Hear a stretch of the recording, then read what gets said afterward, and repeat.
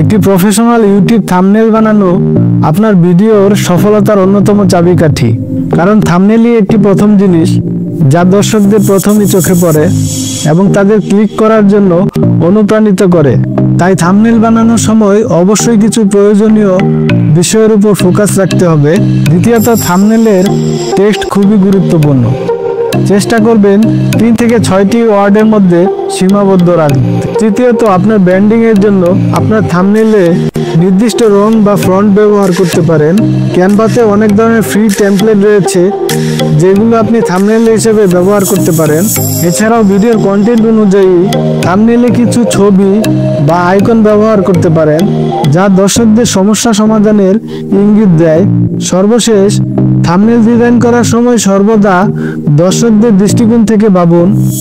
ভিডিওটি কেমন লাগলো অবশ্যই কমেন্টসে জানাবেন এবং এই ভিডিও থেকে যদি সামান্য পরিমাণ উপকৃত হন তাহলে আমাদের চ্যানেলটিকে সাবস্ক্রাইব করতে পারেন বা ফেসবুক পেজটিকে ফলো করতে পারেন। ভালো থাকবেন সবাই, ধন্যবাদ।